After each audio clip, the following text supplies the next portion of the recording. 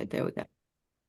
There we go. Okay, so today we're talking about manifestation burnout and how it is super real. Okay, and we get there by over analyzing, over visualizing, over journaling, over affirming, wanting to control every single aspect of the manifestation process, right? And so we experience manifestation burnout, if you will, when we have this constant obsession with how it's going to happen, when is it going to happen, and I need to know the details and it needs to happen like this. This sucks because the universe is filled with magical moments, and it's better than we could ever imagine. There are things that we could never conceive because we just don't know all of the ins and outs of everything. So, when we allow for ourselves to get out of that constant obsession, it allows for us to be in a receptive mode and to be in alignment with those things that we're truly trying to call in to our lives. So when you are feeling symptoms like feeling depleted, when you're feeling frustrated or emotionally drained with your manifestation process, then you know that it is time to take a pause. It's time to take a pause. Um, and so again, when you're feeling depleted, that's because you're constantly trying. It's like you're forcing this thing to happen, this thing to come to fruition, right? When you're frustrated, it's because you're overthinking everything. You can't figure something out. It's like you're over analyzing, you're overworking yourself, you're draining your creative juices, if you will. Ultimately, that's what's happening. And so, energetically, the reason why this happens is because when you are operating out of desperation, it's a uphill battle, right? It's really draining. It's like you're forcing things, right? That's the best way that I can explain it. But when you're operating out of the frequency of trust and faith, you feel at ease. You feel comfortable. You feel at peace, right? You can surrender. And so those two are they're on opposite ends of the spectrum. Okay. Operating out of desperation and operating out of trust, faith, completely on opposite ends of the spectrum. Right. And so this is a big no-no because what you think about, you create. Right. What you think about, you magnify. Okay. So we don't want to trigger our nervous system. We don't want to be in survival mode, right? Trying to manifest. We're definitely not going to get the true desires of our heart. We're definitely not going to get there like that, right? And so being able to self-evaluate. I love when I'm having consultations with people because I can really see who is able to self-evaluate, who knows what's going on right now, who is paying attention, right? Because when you can pay attention to how you are aligning yourself energetically with the desires of your heart, that's basically half the battle. When you are aware of what's going on, there's some people that just are not aware. It's like they're in la la land. It's really hard to make improvements to self when you don't even know where self stands. Okay. So we're getting out of operating in survival mode, right? And we are operating out of the frequency of trust and faith. Okay. So, and a lot of times people will think that manifestation is about how much you do, right? Or how much action you take, or how much work you put in. A lot of times I work a lot. It's because I'm passionate about this. I love this stuff, and I'm building a foundation. It does take a lot of work in the beginning when you're trying to build something grand, for sure, right? But when I'm working and I'm doing this, it's not out of force either. It's not like, "Oh, I'm desperate, I've got to do this." It's more like, oh my gosh, I love this. I have to do this.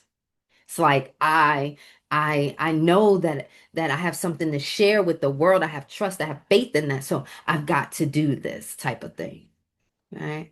It's about the vibration that I'm holding, maintaining, that's allowing for me to call in the things that I want. All of us, right? So it's not about the how much we're doing, it's about the vibration we're maintaining. And so when I'm on the board and I'm trying to show people when your identity shifting, right? And there's this gap between here, this person and the new person, it's not a time thing, but we want to say it's a time thing because that's the easiest way for us to process it. But it is a vibration gap. It's a vibrational gap. And because I mean, think about it like this. It's not about how much you do. You ever seen somebody pray? You ever seen old folks pray but be poor? They'll pray, stay on their knees, baby. Okay. They pray for the whole church. They pray for your family. They pray for everybody. But they may be, lacking in the financially or, dealing with, mental issues and things like that. It is not about how much you do or what you do.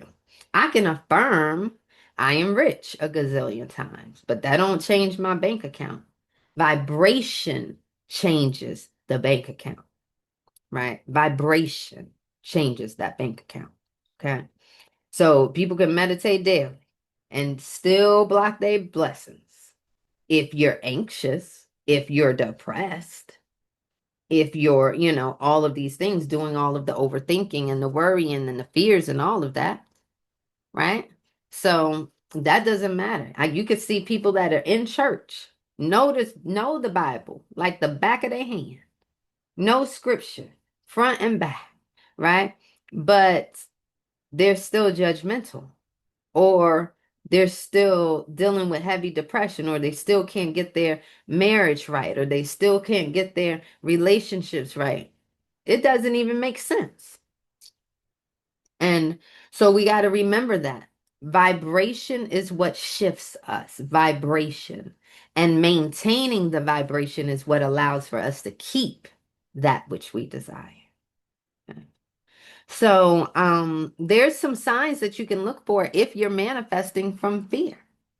You know, some of those signs are when you're saying things like, "Oh, I gotta make this happen or else." Well, that's like out of fear. If I don't get this done, then this is going to happen. If I don't make this happen, then this is going to happen. That's a fear frequency. When you're operating out of fear, that's a vibration that you're maintaining, right? What you what you are, you attract. So the very thing that you're probably trying to get away from, you are attracting to you. This is the most craziest thing about manifestation, right? We think about the things that we don't want, and then we end up creating those things. We get stuck in these loops. It is so interesting how this happens. Okay. Or when you're operating out of fear, when you're constantly checking and looking for signs, right? Oh my gosh, did this work? Oh my gosh, did they respond? Oh my gosh, what are the results? That's a fear, right? Did they reply back to me? When are they going to reply back to me? They were supposed to reply back. Fear. What are the results? I know I'm supposed to get the results. I'm looking for the results. When am I going to get those back? Fear, right? Checking. Fear, right? So, obsessively checking or thinking about your manifestations is actually going to hinder them from coming to fruition because your mind is on what is not there, what is not showing up, what is lacking, and what you think about, you create. Okay. Another way that I can tell that my clients are operating out of fear is when they're constantly shifting what they want or what they're doing. It's like you don't trust your process.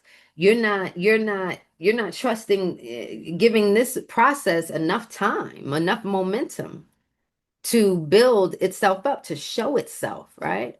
So it's like if you can't trust the process, fear. right? That's fear. Okay. Do we have any questions so far? You guys might be busy, but do we have any questions so far? Okay. Um, it's okay. It's okay. Okay, awesome. And so I also want you guys to be aware of your nervous system, right? If you're always on high alert, baby, you're not going to be receiving the things that you truly want, right? You are not going to be receiving the things that you truly want. Again, what you think about, you create. If you are on high alert, you are focused on things not working out, or things not going the way that it's supposed to go, or this person letting you down, or you being rejected. You're thinking about the wrong things. Okay, you're thinking about the wrong things. When you're in that fight or flight mode, that's actually blocking your ability to receive the messages that you need, to receive the desires of your heart. Because in order for you to manifest, your creations are coming from the inside out.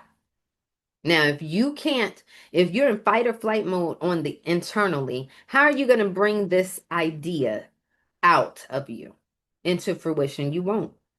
Because you must be able to feel safe. You must be able to feel in alignment, worthy of the things that you desire. Before you can create success, you must feel safe, right? Okay. And so we use tools to recalibrate, we use tools to reset, we use tools to heal ourselves.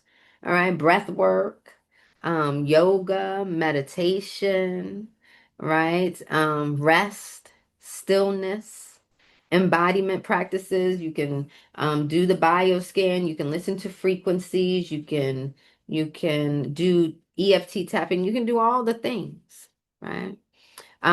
Rest is not laziness, it's being in receptive mode. I know that when I am burnt out, I stop. That lets me know that it is time to surrender and get in receiving mode. That's exactly what I do.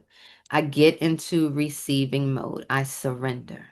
Stephanie says, I was raised to be on high alert for everything, and it's what I need help with the most. I need help crying. Wow, yes, absolutely. Absolutely. Um, and that's so interesting. You were raised to be on high alert. Were you give us an example of how? Why was that in I'm just trying to think, why would someone have to be raised to be on high alert? Because Uh, oh, there you oh, is it okay if I Yes, go ahead. speak? So my dad, it was, he's a very anxious person, Okay.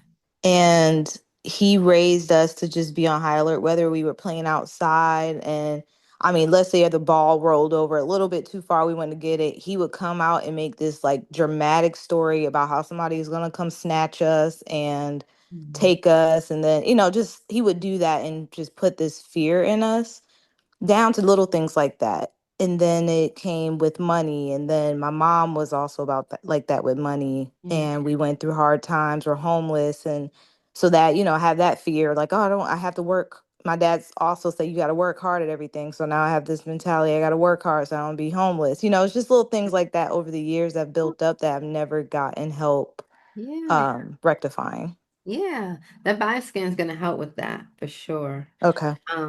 Yeah, I love that. Thank you for giving that example. That really, really Hmm. helps me, especially in my teachings. It helps me understand so I can give examples to my people.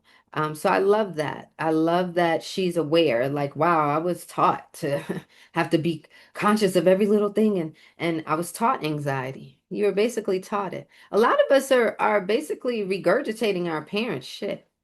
Sorry to be blunt, but we are in a loving way. A lot of our parents love the heck out of us. They love us to death, but they had their own stuff. And it's so beautiful that we have generational curse breakers like you guys, right? Like you too. So, real rest is a manifestation tool. I said real rest. Okay, not laziness. Okay. Real rest is a manifestation tool because it gives us the opportunity to surrender. Okay. I love going into my moments of rest, just like I love going into my moments of of overdrive and putting in that work for what it is that I want to bring to fruition. I love getting the rest because I'm like, okay, divine's about to show out for me. Like nobody does it better than divine. I did my part. I prepped my part. I did what I should have been doing. Now I can feel confident in my resting. Like I know the divine has my back. That's what it is, you know? So I feel good in my resting. I don't feel like, oh, I'm not putting in what I need to be putting in because no. It's a time for grind and it's a time for rest and it's a time for play. Okay. So when I'm in that mode, silence is not stagnation to me. It's alignment, right? Pause is not, again, like, the end of it for me. It's learning how to sit in that power, right? Sit in that power, listening, being able to quiet things so that I can receive too. Communication, communing with the divine, you got to talk to the divine and then you got to listen. You got to talk and then you got to listen. So remember that we have to be quiet sometimes and pause and be receptive to the messages that need to come through. Because sometimes people be thinking that just because they're busy that they getting some stuff done. And that is farthest from the truth. Okay. Busyness is like if you just always busy, I never have enough time. Lack. That's actually a lack thing, right? That's a pattern, okay, where you are just like people lack financial stability. It's the same thing, right? And so there's nothing to prove. We don't have anything to prove by putting in, a certain amount of hours, but you know what's necessary for the things you're trying to accomplish, right? So we're going to be shifting from doing to get what it is that we want to being to receive. We want to be that which we desire. That's my quote, right? Be that which you desire. Okay, but I'm going to add something to that now in order to receive. So we want to focus on embodying the version of you that already has this. I talk about this all the time. You got to move in alignment with that which you want. What do you want? Move in alignment with her, right? And so you got to practice feeling your dreams, your desires into existence. This is how we create, right? And we feel in the end result, right? We're not chasing it, we are attracting it. Okay. So I'm going to pause it